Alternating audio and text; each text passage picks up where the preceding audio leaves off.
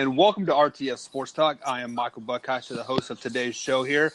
I'm joined, as always, with Matthew Lyle. Matthew, how are you doing today? I'm doing good, guys. And then, as always, Billy Hatten, the man from down under. How you doing? I'm doing all right. A little Black Friday. Maybe I get out today, maybe not. We'll see. Well, I hear it's crazy out there. My wife just bought one of those electronic vacuum things from Target for like 50% off or something like that, and she said she was in there at line at 4 a.m. had one left. So and that's why I didn't want to do it. I hate people like that. Good luck, man. Good luck. Well, there was going to be no crazy intro here this morning, but we're going to jump right into it, guys. Yesterday, Thanksgiving games, they were pretty good. You had the Bears beating the Lions 23-17, I do believe. The Cowboys on top of the Redskins 31-24, and then the Saints just dominating the Falcons. Matthew Lyle, what is your takeaway from the Thanksgiving Day games? Are you a full buyer into the Bears now? Are you a full buyer into the Cowboys? Well, a couple things. The Lions, they're still mediocre no matter what you do, whether you get a good quarterback, whether you build some defense, whether you trade your weapons, you're still finding yourself being a mediocre team. Chicago, I do think they are the realest team in that division. I'm fully buying in as far as the NFC North goes. I'll buy into the Bears.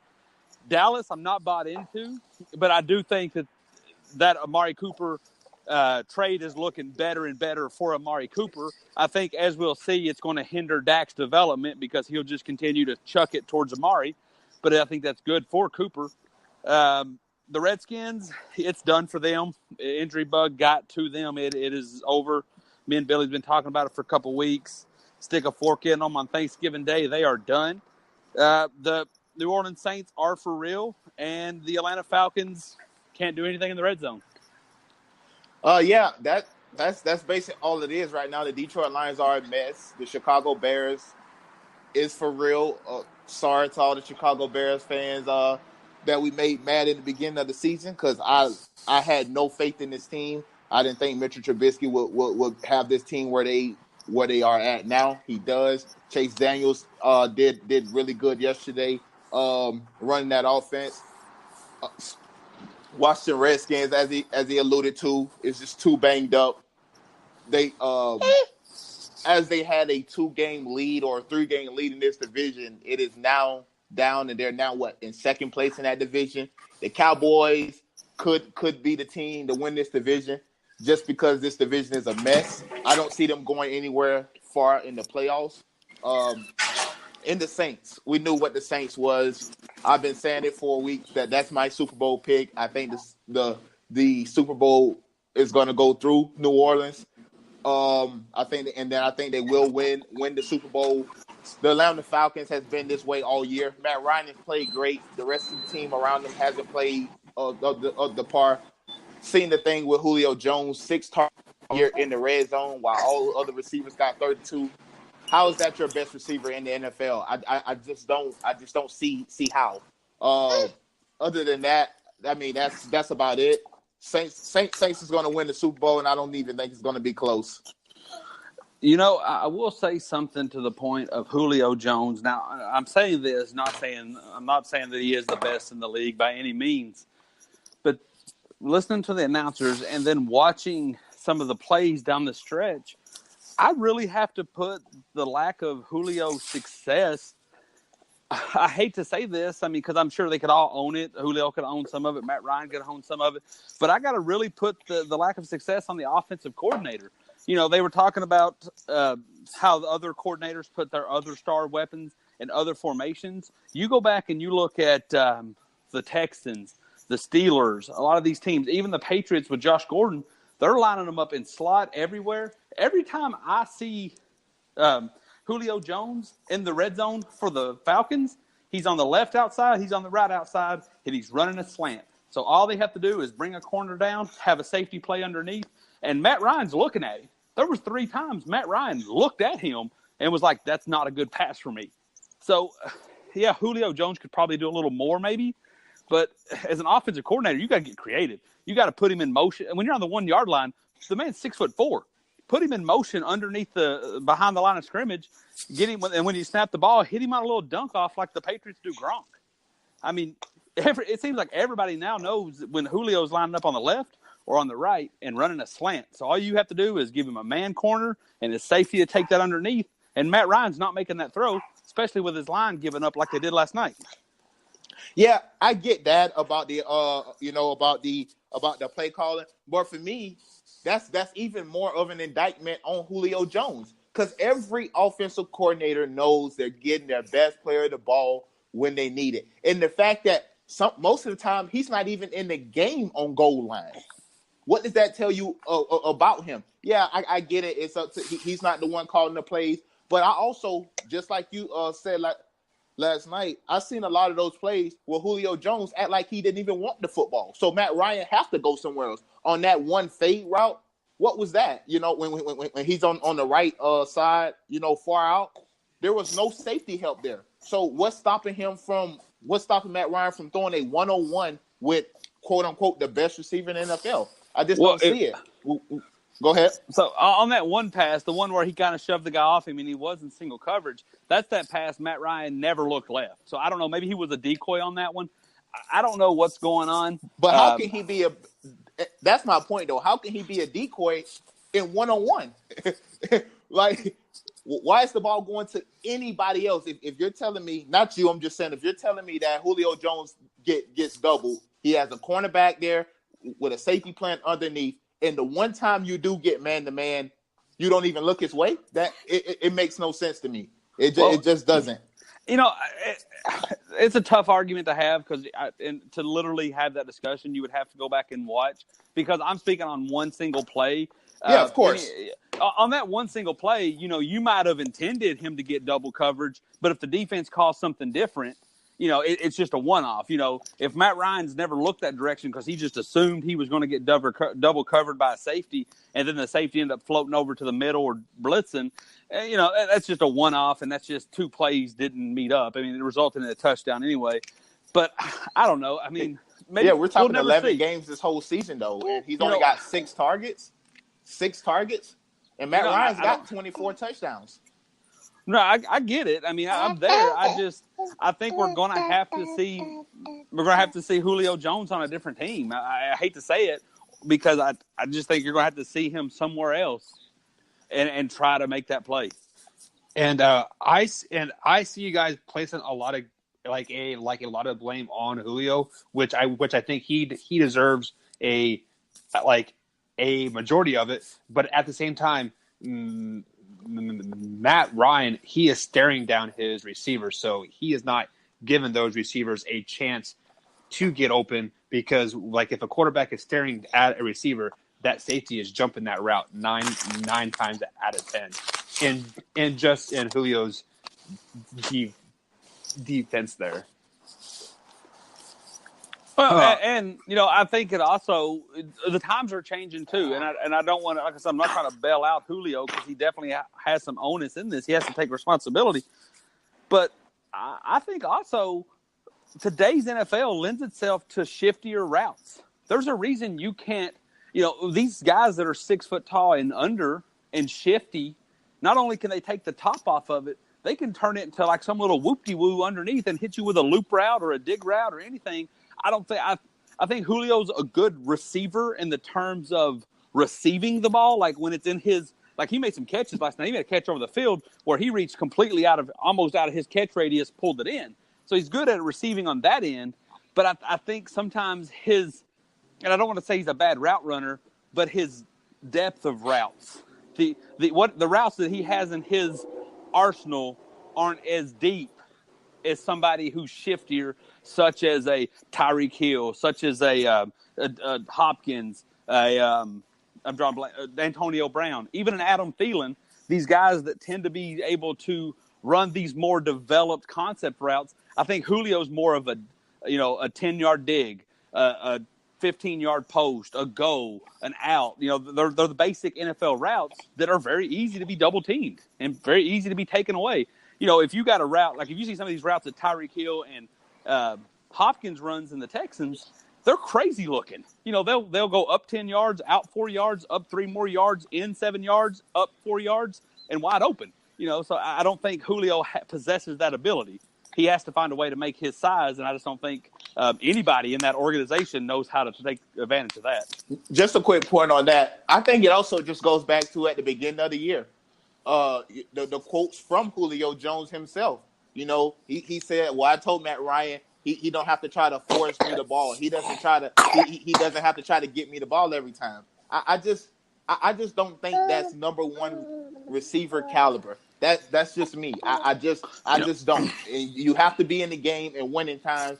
And he drops a lot. Last year in the playoffs against the Eagles, 1-on-1 against a cornerback that's maybe 3 inches shorter, and he gets out body. I'm just not sold on Julio. Let me ask you a question, just a quick question for you, Billy.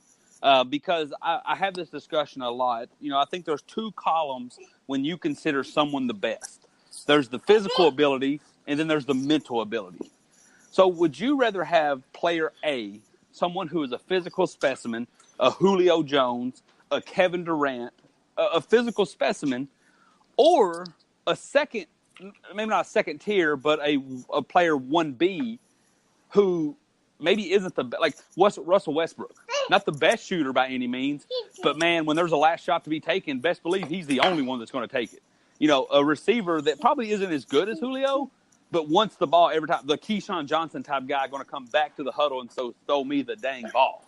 I would say Julio Jones is better pound per pound than Keyshawn Johnson, but Keyshawn Johnson going to go grab his quarterback by the face mask and say, "Throw me the ball." Which would you rather prefer on that? I want the guy that wants the ball in every situation. That's the guy I want. Give me the Russell Westbrook. I would gladly take a Russell Westbrook. I would gladly take a Keyshawn Johnson. Just for me, I don't think Julio is a, as you said, a physical specimen. He runs a 4.3, sub 4.4, at 6'4", 200 plus pounds. That's amazing. But he dropped too many balls, and he doesn't. I just can't put it into words what I would want a number one receiver doing, and that's not what Julio does. Like, so, he wows you with all the yards, and then he still don't even get in the end zone. He'll get hit on the one. Go ahead. Look, since this kind of feels like a more chill conversation, I'm going to ask you another question. I truly don't know the answer. I'd have to go through year by year. When's the last time a true number one potential Hall of Famer wide receiver has won the Super Bowl? I mean, it's been a while. Julio been to the finals. We just busted out Old McDonald in the background here. Maybe you can. I don't consider Santonio Holmes elite. I mean, he won the Super Bowl back in 2008. So did Demaryius Thomas, but I just didn't put him in there. I don't consider those guys elite. So, especially that Hall of Fame. Also, right. I'm just thinking true Hall of Famers, guys that I know for sure is Hall of Famers. It's been a while. Is the closest you're going to get Michael Irvin in the 90s? What about Randy Moss with the Patriots? Yeah, he was in his last year or 2 years. He didn't win it. Yeah, he didn't win it. I guess. I mean, if we're looking at pure numbers, maybe Anquan Bolden with the Ravens, but even then, I don't think you're getting the true Anquan Bolden. And no, you're not getting prime. Yeah, you didn't get Anquan Bolden. And if we're going Randy Moss, I actually think that if we're going teams that even made the Super Bowl, yeah, Randy Moss was great, but that was kind of on his decline. And he had Tom Brady. I would list that 2008 Larry Fitzgerald. Even though he didn't win the Super Bowl, the man went nuts in the entire playoffs. He had, 9 touchdowns in 3 games? Yeah. So, I mean, but even then, he didn't finish the job. It's not his fault. I mean, there was a pick six and a heck of a drive to win the game, none of which he could have done anything about. But, I mean, he did everything he could to win the Super Bowl. But still, I mean, is Michael Irvin and Jerry Rice the last Hall of Fame potential receivers to win a Super Bowl? Just for me, I think that's a good point. Just for me, give me an Odell Beckham, like a guy who can run every route in the route tree. It doesn't matter what it is, to the post corner, to the digs, to the comeback, to the slug goals. He can run it all, and he's in the game in winning time. It just so happened this year, Eli Manning has really hit the wall, and he can't throw the ball past 20 yards. But Yeah. that's not his fault. We're talking about a guy in Julio Jones who's coming off Matt Ryan just won the MVP, 2 seasons ago? This guy is still young. He's still slinging it all over the place. Winning time, I need my number one, especially when you're talking about holding out. I need you to do better. I just don't need you to catch 100 passes with a bunch of yards and never get in the end zone. And we're never in only 6 targets through 11 games. I just don't. I think we're getting to a point, and we've talked about this a lot. This was part of your rant a couple of days ago about these penalties. But these penalties and the new rule changes and the freedom of play for these receivers, dude, if you're a receiver and if you're a running back, and once all these greats retire from quarterback, if you're an offensive weapon, don't try to hold out, because I don't think it's going to end well for you. Look last night at the Saints. Drew Brees threw 4 touchdowns. The only one I knew was the Austin Carr kid. Like that, and by no means is he a starter, but the only dude who caught a touchdown that I knew, and I was like, hey, I know that dude, was Austin Carr. The other 3 I did not know. And so one name was like his name was Tommy Lee something. Like, so I think the point with these rules where everybody can run free and quarterbacks can throw for 4,000 yards like it's nothing, dudes like Julio, look, you're big and we love you, but we don't need you. I mean, look, Calvin Ridley came in as a rookie, but he already has 8 touchdown catches. So I think if you're, to your point, Billy, if you're a quote-unquote stud offensive weapon, don't even think about holding out. It's not going to end well for you. All right, guys. So that's a great conversation as always. But let's go ahead and move on to college football ranks here. This is possibly the semifinal weekend to get into the college football playoffs per se. We have 3 games here that we're going to kind of talk about and kind of pick, and we're going to start off with possibly the biggest game of the weekend: Michigan versus Ohio State. Matthew, Lyle, who do you got on this one and why? Look, I'd be a hypocrite if I changed my mind now. Billy, we've said this probably, 4 or 5 times? Michigan loses to 2 people, the one unknown and Ohio State. And it's time for it to come. I think they're losing to Ohio State. For some reason, Harbaugh and the winged helmet can't get over the Buckeyes. I just think Haskins is going to have a big game. And even though they have one of the stingiest defenses, and especially pass defense in Michigan, I think at this point it's mental.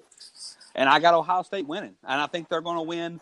I think it's going to be a good game, but I think a late mistake by Michigan is going to have Ohio State winning by 10. I gotta flip my pick. I don't see Ohio State beating Michigan.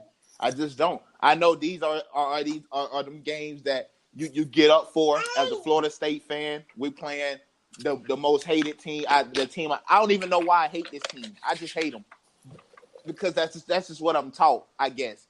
And I get in those kind of games, no matter how down a team has been, you're going to get their best punch every single play. This game is going to be at the Horseshoe. It's going to be live. It's going to be loud. But I'm going with Michigan. I think Michigan is a better football team than previous years. I seen the interview with John Harbaugh, and he was saying, he's undefeated against Ohio State as a player, has yet to beat them as a coach. I think that changes this year. That defense, as you alluded to, is big time. Shea Patterson is playing some of the best football. I don't see how Michigan loses this game coming off the tough games that Ohio State has had to come through. That overtime win was kind of big for their psyche last week against Oklahoma State. But Michigan didn't have to work hard last week. So for me, I like Michigan by 10. All righty, guys. So let's go ahead and move over to the Pac-12 here. you have a Washington team and a Washington State team that are definitely fighting for a better game here in the postseason. So who do you guys got on this one, Matthew Lyle? Start with you. Washington State's been a great story. I love Mike Leach and that crazy offense and his witty and quip ways. And that quarterback's really drawn a lot of love from the media, and they're just really playing great. But there's something about rivalry games. And when it comes to rivalry games, the teams that know how to win tend to win. The team with the better history tends to pull that off. Give me Washington. Washington by no means is great and someone to be impressed by. But in this situation, Washington versus Washington State, I'll take Washington. I'm going Washington State on this. I think Washington State, this is their year. Sometimes I know what the numbers say. I know the number says Washington. I know having that experience in Jake Browning, who's played in this game for a few times. I just don't like the way Jake Browning has been playing this year. He's definitely underperformed. Being a guy who's been in college for 4 years, who's been starting for 4 years, I do not like Washington at all in this game. Give me Washington State by 12. All right, so now moving over to the Big 12 here. The winner of this game does get a berth in the Big 12 championship game. You have Oklahoma versus West Virginia. They play tonight at 8 o'clock. Matthew Lyle, who do you got on this one? The Big 12 gives you, in basketball and football, they give you some good matchups. In football, there's some great upsets. There's a lot of high-powered teams throwing the ball everywhere. The basketball always gives you some great upsets, some hard-nosed teams, some good rivalries. But at the end of the day, for some reason, for being one of the more compelling conferences in both sports, they tend to be top-heavy dominant by one team. No matter how good Big 12 basketball looks, Kansas is always the champ. And the same goes, I take the same in football. No matter how compelling those offenses look, Oklahoma always tends to be the team holding the trophy. So I can't – Will Greer's playing really nice, and that offense looks dominant at times, but I can't go against Kyler Murray and Oklahoma and all the history they have, especially when they're this close to a potential playoff run. If Michigan loses, they're right here on the cusp of winning another conference champion. Give me Oklahoma. Give me Oklahoma by a lot.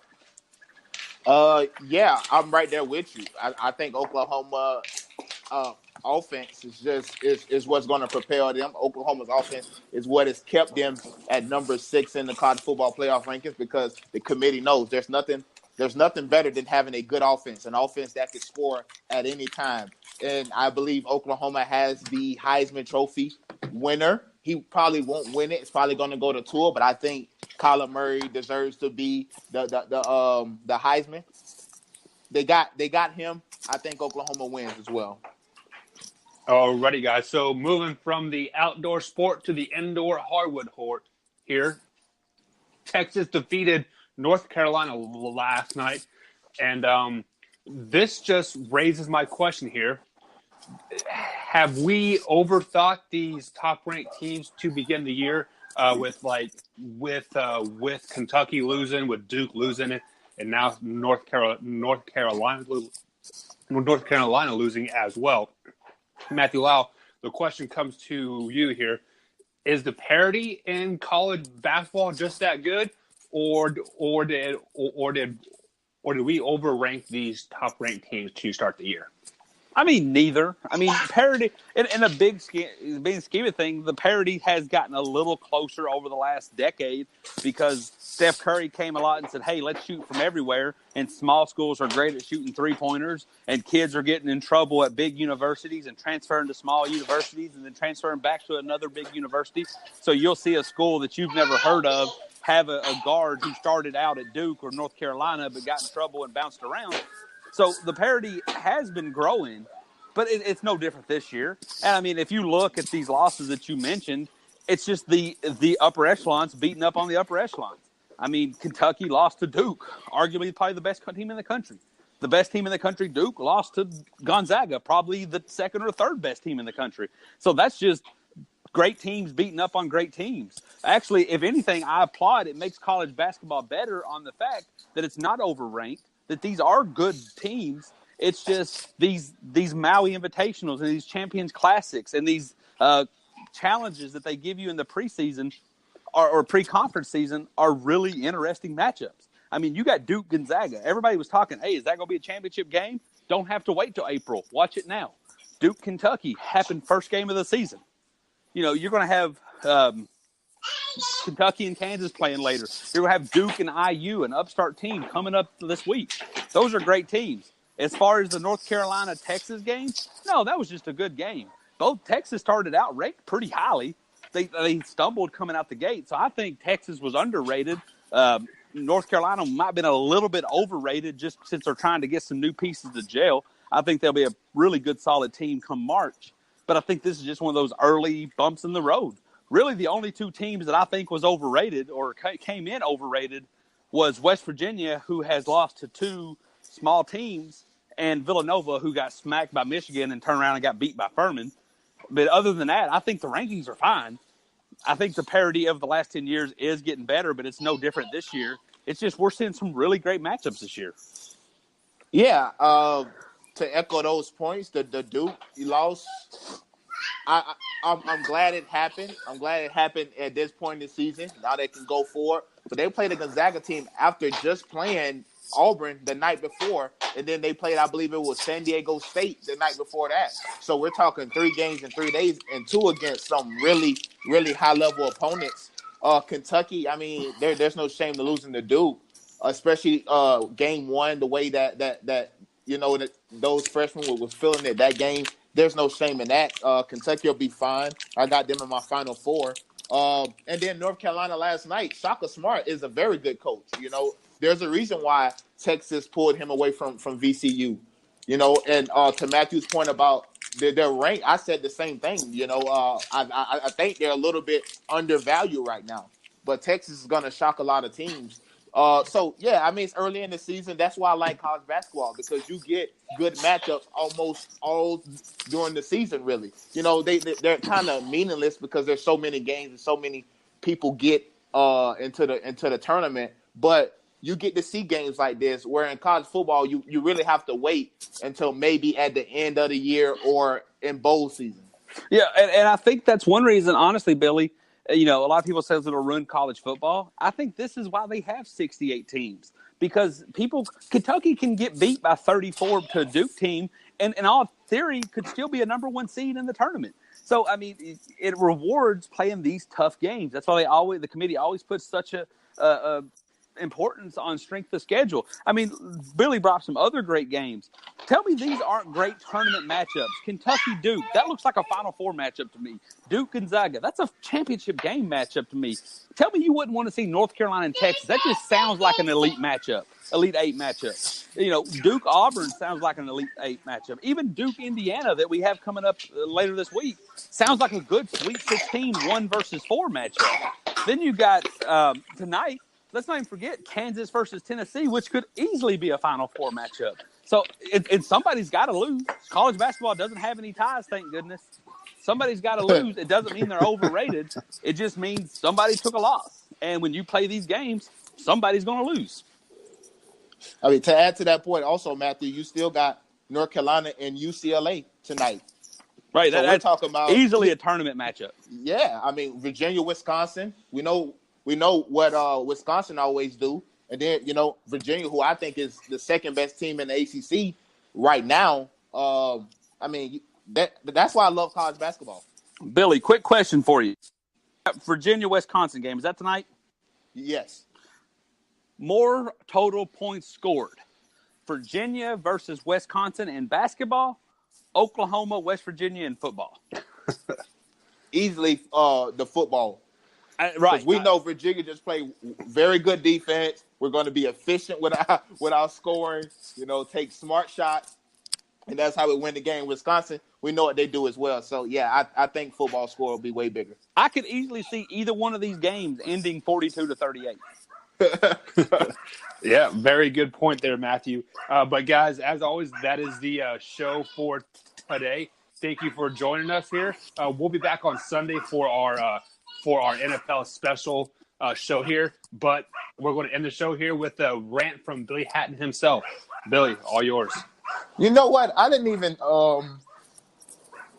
even think this rant through all the way, but this one is going to go to Willie Taggart and the FSU coaching staff because we got a game coming up on Saturday where we could either extend the longest bowl streak in college football or we can lose it.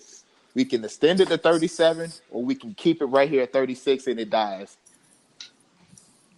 And we're playing against Florida, a team who I hate. A team, I just hate the colors blue and orange. Like, I hate seeing them do that stupid gator chop. Like, I hate it all. And Willie Taggart and Walt Bell, the offensive coordinator at Florida State, they have a very good situation here where at home we can beat Florida and extend the bowl streak to 37. I'm already on record saying I think he should be fired because I don't think he's a good coach. But he can change my mind for a little bit this Saturday. Don't let me down, Willie. Don't let me down. All right, guys, and that is the show for today. Be sure to go ahead and click the link in the description here.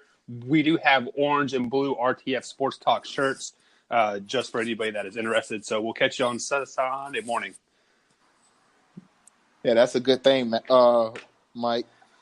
That's funny.